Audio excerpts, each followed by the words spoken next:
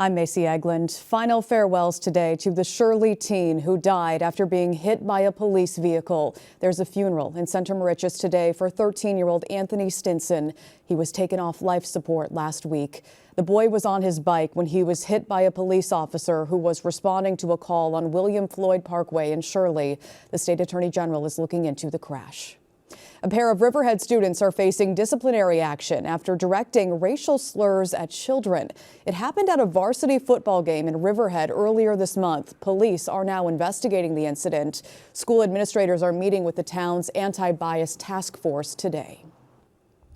A 30-year-old man is in critical condition right now after falling into the water while fishing in Wantagh. The man fell underneath the Green Island fishing pier early yesterday morning. One of his friends jumped in to save him. Rescue crews pulled both men from the water after they drifted about a half-mile from the pier. The Biden administration is coming under fire for its handling of the migrant crisis. We spoke to Newsday White House correspondent Laura Figueroa Hernandez about the criticism coming from Democratic allies here in New York. We've heard from New York City Mayor Eric Adams. We've heard from Governor Kathy Hochul, two Democrats who have long been allies of Biden, who have actually complained that there hasn't been more of a coordinated federal response. You had Hochul visiting White House officials just 2 weeks ago. So you're definitely hearing ramped up complaints. We asked Laura how the Biden administration is responding to the criticism. They dispatched one of their top White House aides, Tom Perez, who's kind of in charge of domestic policy issues, as an advisor to President Biden. He was recently in New York City meeting with business leaders, trying to kind of let them know about, how some of these migrants may be eligible for temporary work permits and encouraging them to kind of allow these folks to enter the workforce. The city has been pleading for financial help for handling and housing migrants. However, Long Island's congressional delegation is opposing that unless the Biden administration makes some changes.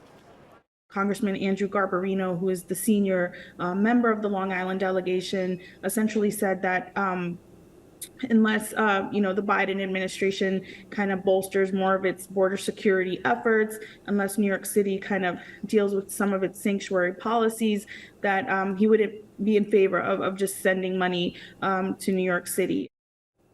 You can read more about the migrant crisis in New York on Newsday.com. Click Get More below the Newsday TV video box. Big changes could be in the works for Greenport. The village is looking to reshape zoning, ban nightclubs, and set new rules for parking and entertainment. Officials say they're looking to preserve Greenport's maritime history, maintain a vibrant business district, and balance tourism with year-round residents. The next opportunity to weigh in on the changes is at a hearing on Thursday. Only in Newsday, local towns are losing money thanks to a state law requiring glass recycling. Steve Langford has the story you'll see only in Newsday. This is what recycling really looks like after you've tossed a few containers into your bin, put it out on the sidewalk, and never gave it another thought. But imagine having to sort through tons of recycled matter to give this monumental mass of material a second life. So essentially we're taking all your water bottles, we're separating. We're taking your laundry bottle, detergent bottles, and we're separating. We're taking your milk jugs and we're separating those. And then we're selling that material to people who are going to be buying it. It's here at the town of Brookhaven's materials recycling facility in Yaphank that the more easily recyclable items are separated from the stuff that generally ends up in the landfill. So this is the residue pile. This is all the material that would be contaminants that people erroneously placed into their recycling bin and then have to be sorted out. Then there's glass, which is a whole other matter. The town of Brookhaven has a number of places you can drop off glass, including this location in Holtzville. So glass is an excellent packaging product, and it's a product that can be and should be recycled, but mixing it in with other recyclables presents a problem. Not to mention asking residents to take the trouble to haul glass jars and bottles to one of these drop-off points. The more that we can separate things as a consumer, the easier it is downstream. Brookhaven offers public education sessions on how to make recycling work better. The containers should be empty. They don't need to necessarily be spotless. And who knew some plastics don't go in the recycling bin? Styrofoam is a big one. Plastic bags are a big nuisance in the recycling program.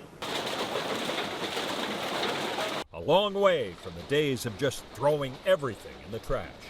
Steve Langford for NewsdayTV. Read more about recycling on Long Island on Newsday.com. Click Get More below the Newsday TV video box. Face from Drew Barrymore. The part-time Sagaponack resident is apologizing to fans and writers. She's now paused the planned return of her show until the Hollywood strikes are over. Barrymore had come under fire for taping new episodes of her talk show despite the strikes. A big honor for Sean Diddy Combs. I'm from New York, and this is such a overwhelming honor and experience. But I'm a New York boy, you know. I got that hustle. I got that resilience. I've never stopped, and that's because I was raised in New York. I want to thank y'all for this. The part-time East Hampton hip-hop mogul was given the key to New York City. Mayor Adams hosted the Times Square ceremony on Friday. All right, let's talk about your forecast for your Monday morning. A wet start to the day. Highs around 70 degrees. Scattered storms later this evening as well. Tomorrow they're looking a lot brighter. Sunny, highs around 75 degrees. Let's take a look at your futurecast. You see that rain rolling in throughout the day today. We'll take a look at your 7-day forecast coming up in just a few. Long Island weather is brought to you by King O'Rourke Automotive Group.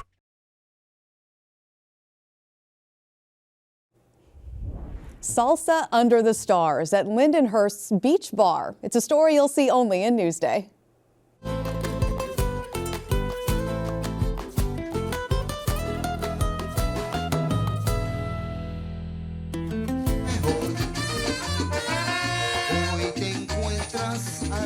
Latin night is amazing. It's a place on the beach. I mean, who doesn't love the beach, right?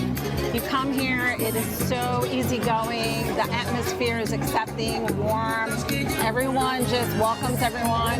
You have people who can dance, and then you have people who can't dance and want to learn. Or you just come and just enjoy the warm breeze, the nice drinks, and the food is pretty good as well. It's just amazing to be somewhere, especially on Long Island, where you can come and you're embraced.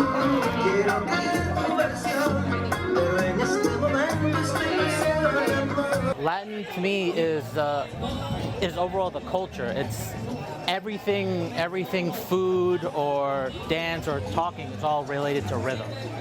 Coming here and expressing that rhythm on a weekly basis is always like an escape for me.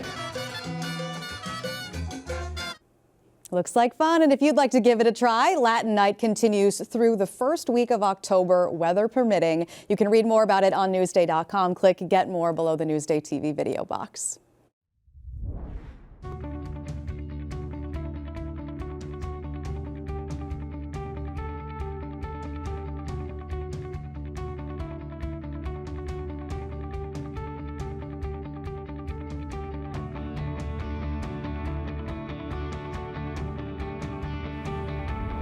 From upcycled antiques to coffee to some of the world's biggest redwood trees, we explore Locust Valley in today's Destination Downtown.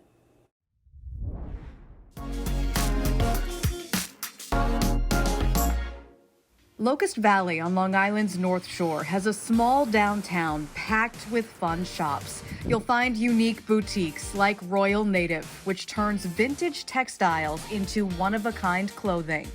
They also create upcycled vintage houseware, decorations, and artwork.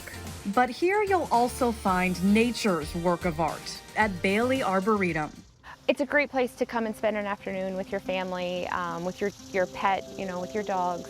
It's a great opportunity for you to just come and relax. Explore 42 acres of trails and gardens at the former estate of horticultural enthusiast Frank Bailey. The grounds are also home to some of the world's largest dawn redwood trees, like this one, planted over 100 years ago. Dawn redwoods are not native to our area, but they were one of Frank Bailey's favorite trees. Kids will love the children's habitat, and for dog owners, the Arboretum is great for a long walk. They also recently added a new sensory garden, and they hold yoga lessons on the grounds on Saturday mornings. Back in the heart of the hamlet, you'll find a coffee shop that brings the community together. It's a really inviting space. Karmic Grind opened in 2018, and their coffee is some of the freshest you'll find. Devoción is really well known for being so fresh with their beans. They actually get them from Colombia, and then only a few days later we receive them here in the shop. It is, you know, extra special, and I think after having coffee for so long, you can really taste that difference. This is one of their best sellers. It's called the Founder's Latte. It's a take on the favorite drinks of the owners, Regina and Alicia, sweetened with maple syrup and then topped with cinnamon. We probably sell almost 100 of those a day. They also have fresh baked and locally made muffins, donuts, beignets, and croissants. The perfect pair of a sweet treat and a great cup of coffee. And it's right by the train station, super convenient. For more on Destination Downtown Locust Valley, go to Newsday.com, click Get More below the Newsday TV video box. I'm telling stories about these professional athletes, but they're still humans. And I think when we tell those stories, it really gives people a different angle into the thing that they watch every single day for fun. Newsday, covering Long Island like no one else can. I'm Macy Eglund. Thanks for joining us. Hope you have a great Monday. We'll leave you with a look at your hyperlocal 7-day forecast.